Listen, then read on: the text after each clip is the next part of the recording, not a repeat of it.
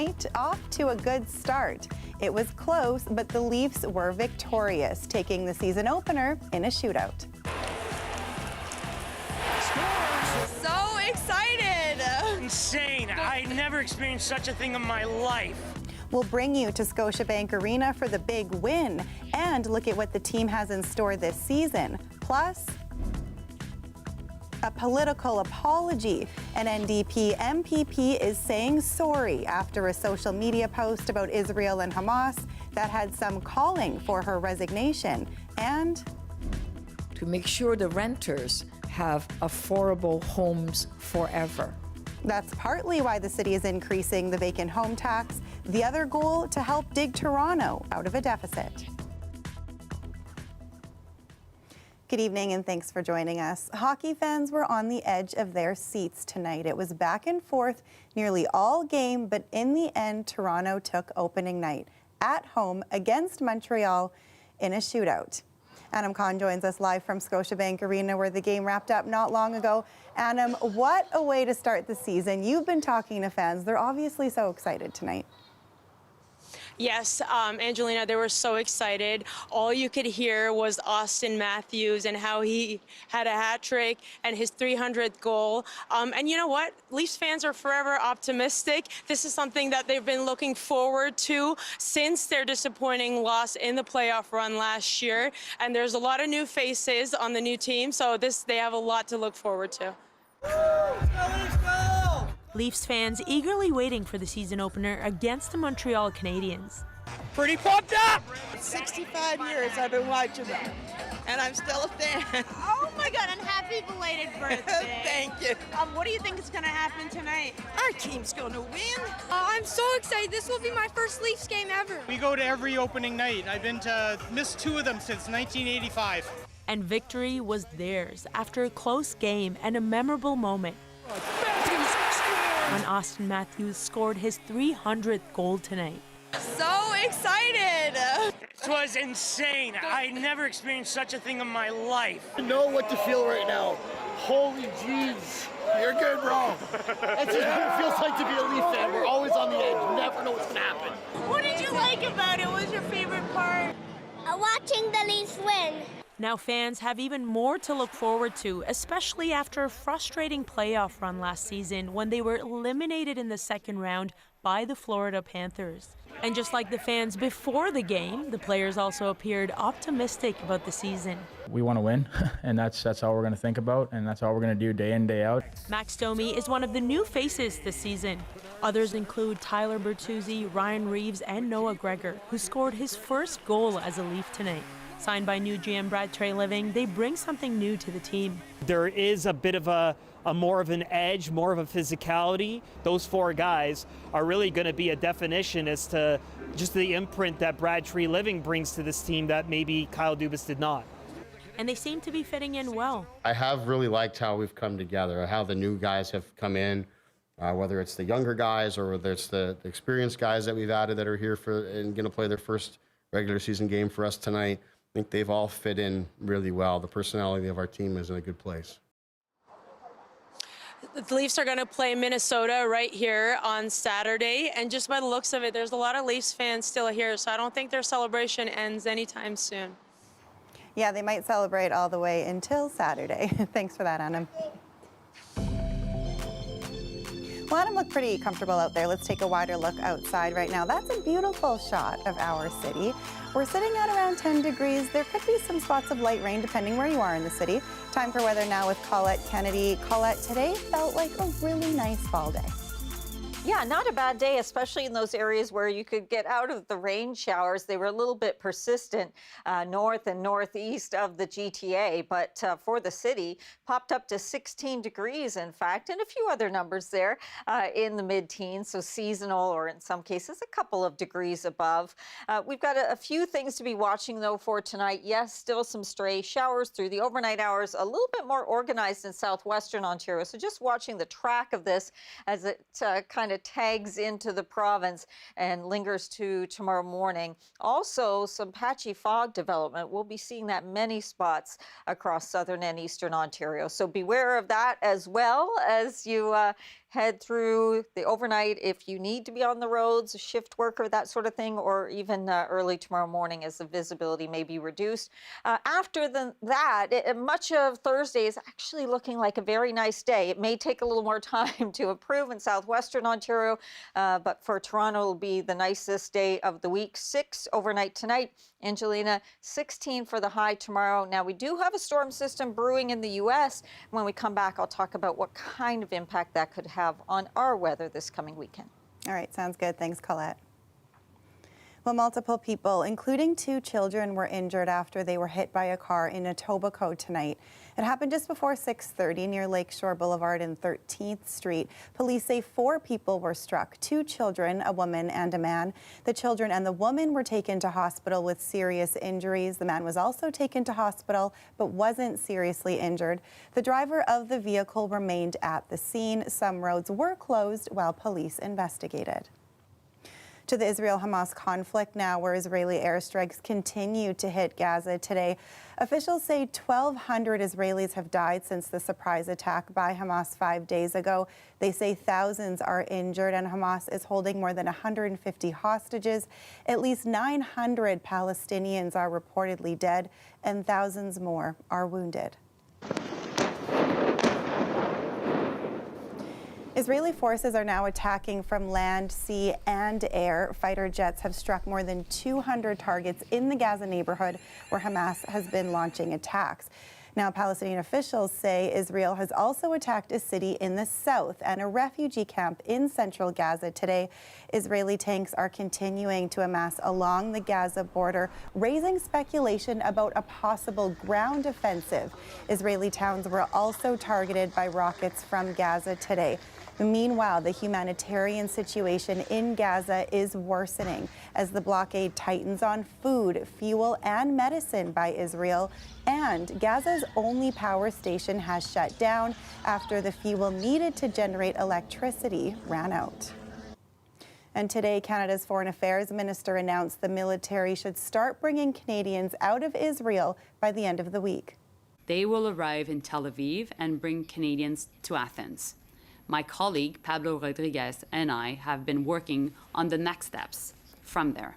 Together, we have secured with Air Canada a plane and a crew to bring Canadians home from Athens. The flights will be available for Canadian citizens and permanent residents and their spouses and children. Other countries have already started repatriating their citizens. Austria, Spain, and Mexico have sent in military aircraft. A provincial NDP politician has apologized for a social media post on the conflict between Israel and Hamas. It comes as calls had been growing for Sarah Jama to step down or be kicked out of the NDP caucus. Lorenda Redekop has the latest on that. Sarah Jama represents Hamilton Centre for the NDP. Before entering politics, she was a pro-Palestinian activist. This afternoon, she apologized through a statement on X, formerly called Twitter. It came more than 24 hours after her original post on the same platform. In that post, she had called for an immediate ceasefire and referred to apartheid and decades of violence in Gaza. She used the hashtag #FreePalestine, but never mentioned the Hamas attack in Israel. Late yesterday afternoon, NDP leader Marit Stiles responded, saying she'd asked her MPP to retract the post and clearly state she decries violence on both sides of the conflict. Some Canadian Jewish organizations called for Jama to be kicked out of the NDP caucus. So did interim Liberal leader John Fraser. Today, Premier Doug Ford posted that Jama should resign, not just from the NDP, but as an MPP. He also characterized Jama's words as supporting the violence against innocent people. She didn't explicitly do that, though she did leave out anything about the attack on Israelis. This afternoon, Jama wrote that she unequivocally condemns violence by Hamas and also believes Israel's siege on Gaza is wrong and that there is no military solution to the conflict. She's not the only politician facing criticism connected to this issue. Mayor Olivia Chow was booed at a pro-Israel rally on Monday night. She had posted tweets she later deleted and amended. As for Jama, she remains an MPP and member of the NDP caucus. Lorenda Redicomp, CBC News, Toronto. And Toronto City Council has approved an increase to the vacant home tax from 1% to 3%. The tax was introduced as a tool to help increase housing supply, but it's also generated tens of millions of dollars for the city, which is dealing with a deficit. Dale Manukduk has the story. The vacant home tax just tripled. Council approving the change months after Mayor Olivia Chow campaigned on the hike. The goal of the VHT was to put pressure on homeowners to sell empty homes or put them on the rental market. It's about taking the existing housing stock that we have and making sure we're using it as housing. It's no secret that there are thousands of vacant units across the city, and at the end of the day, we're not trying to collect revenue on this, although there is that. We're trying to put that housing back to work as housing.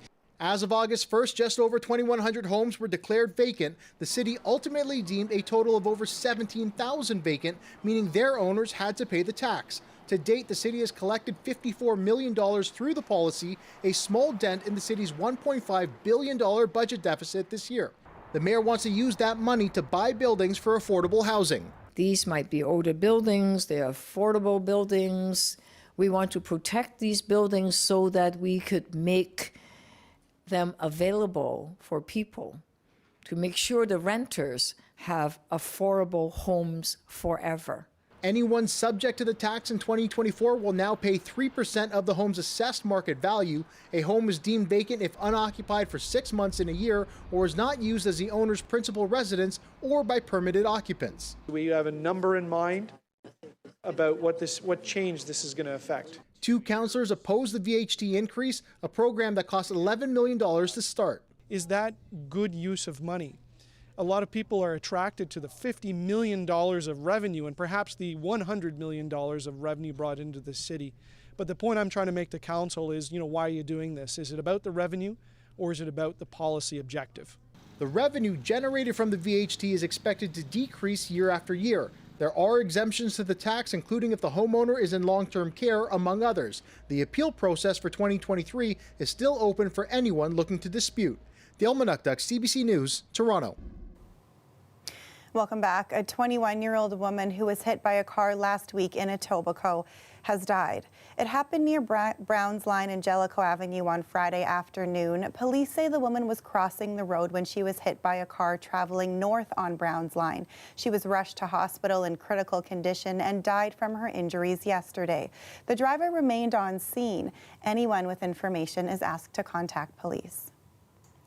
And a Vaughan man is under arrest tonight and facing charges relating to possession of firearms, smuggling prohibited weapons into Canada, and possessing police paraphernalia like uniforms and badges. I think it would be a bit presumptuous for us to know what he was doing, if he was doing anything with those uniforms. But the investigation is still underway. The vast majority of the badges, the metal badges, are counterfeit. And unfortunately, you can go on websites and obtain badges from various police services. 38-year-old Mujib Ahmad Garaya is facing nearly 30 charges. His arrest stems from an investigation led by the Canada Border Services Ontario Firearms Smuggling Enforcement Team. It began in March of this year when Border Services officers in Vancouver intercepted a package containing a prohibited weapon that was being sent to Vaughan. In May, they executed a search warrant at a home in Vaughan. Officers seized police paraphernalia, including ballistic vests, uniform components, police identity cards, and police badges. They also found a number of restricted and prohibited guns and ammunition, along with cocaine and thousands of dollars in counterfeit currency. And two men are facing charges after police seized drugs with a street value of close to $500,000 from two homes in Markham. York police say the investigation began after they received information about suspects trafficking drugs from the homes, one in the 14th Avenue and Markham Road area, the other near Denison and Brimley Road. Search warrants were executed at the two residences, and police seized nearly 10 kilograms of ketamine, 37 pounds of cannabis, and 500 grams of methamphetamine. Two Markham men are now facing a long list of drug charges. Well, it's taken months of effort and millions of extra dollars, but the last section of a giant boring machine stuck under the earth in Etobicoke is finally on the surface again. Linda Ward has more. Just after 8 this morning, a huge crane lifted the 1.5 meter wide cylinder from this 18-meter deep pit. It had been tangled in tiebacks below the surface since March 2022.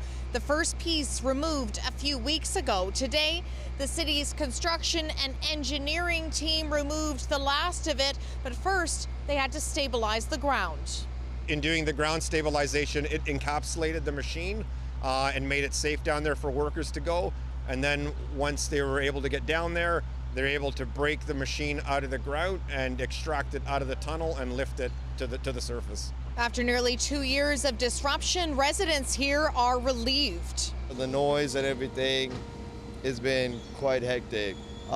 Getting deliveries in and out of this building, people are getting confused. It's kind of about time, but I understand it was a very complicated thing. The machine got all tangled in cables. So it took a long time, and I understand an extraordinarily large sum of money. The site is right next to this dentist's office. The work here cut off vehicle access and caused a flood. He's one of many in this neighborhood with questions about how this happened and why it took so long to fix. The first thing is accountability. Who made a decision to do that? Who made a decision to go ahead with the boring machine without considering the tiebacks? We didn't know that the tiebacks were there, of course, and it was unfortunate that there was a conflict with the tieback.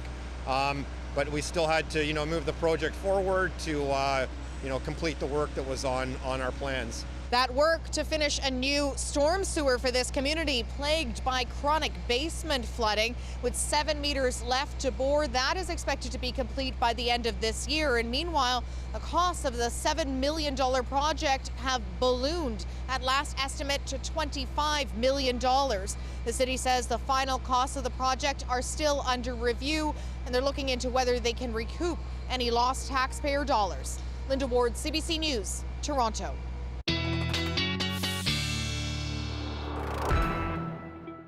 Your long-range forecast now. Colette, we all dug out our sweaters and heavier jackets, but today that almost felt a little bit too warm.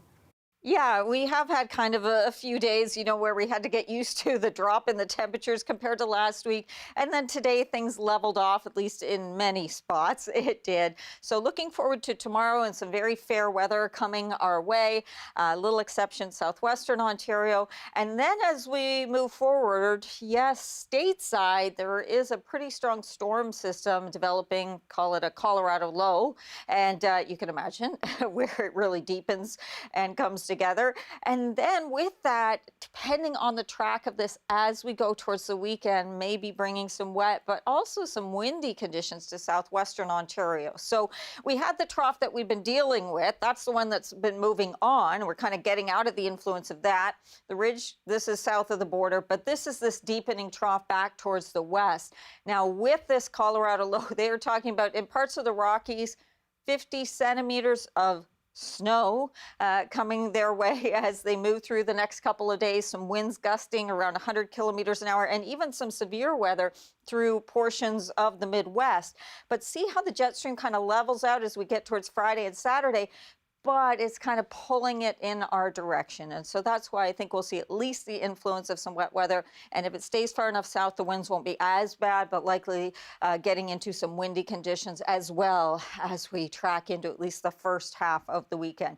So this is this little glancing blow here into southwestern Ontario. So Windsor, Leamington, perhaps Chatham-Kent, some rain tonight into tomorrow morning, but it does look like things will actually get a little bit better through the day. It will be much nicer through the rest of southern and eastern Ontario. And then the more major playmaker I'm watching for is what's coming Friday night into Saturday as that bigger system starts to push towards us. Overnight lows 3 to 5 with patchy fog, not only in southwestern Ontario, but that risk around the Golden Horseshoe as well. A little milder there. St. Catharines 7, your low 16 in Toronto tomorrow. And just keep an eye out, and I'll keep you updated on how things are going to be looking for this weekend as we get closer. All right.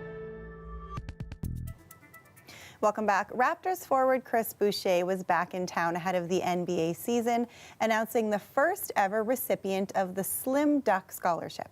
I want the students to know that, like I'm saying, you know, for an athlete that has been, you know, struggling for his whole life and all that, I kind of understand the struggle a little bit, and I want them to understand that there's some people like us that wants to help them and to find ways to do the best and to not give up, to, you know, always believe in himself, and then there's a light at the end of the tunnel. The scholarship was created by Boucher himself in partnership with Toronto Metropolitan University in order to support students who identify as Caribbean and are pursuing a university degree. Students from the TMU Bridging Program spanning the gaps were eligible to apply, and recipients will be receiving $5,000 to help fund their studies this school year. And we'll end our show for you tonight with some laughs. CBC Radio's annual Accent on Toronto comedy show returned to the Danforth Music Hall for its 21st edition. It's not very often that you get to have a highlight on Toronto and having a lot of Toronto references and a lot of Toronto things that get to be shown to everybody else. So I'm really excited to be a part of it because for once I get to explain who I am and why I'm like that in a place where everyone's going to understand for once. The popular comedy show celebrates comedians from diverse backgrounds and gives them a chance to show off their comedic chops on one of the city's biggest stages. For the second year in a row, CBC Radio's Ali Hassan hosted the event. My daughter doesn't drink, her friends don't drink, and she told me on the drive, she said, I think that alcohol and drugs are loserish behavior. And I don't know, I've never felt so proud and so personally attacked at the same time. I just, those things are the foundation of this body. Maybe you can have a little respect when you talk to me, you know?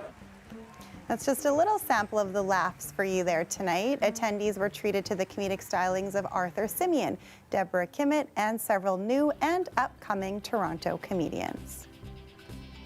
Well, that's our show for you tonight. Thank you so much for watching. Maribel Tarouk has your next local newscast tomorrow at 6, and you can get caught up anytime on our website. Head to cbc.ca/Toronto. I'll see you back here tomorrow night at 11. Thanks for watching. Have a good night, everyone.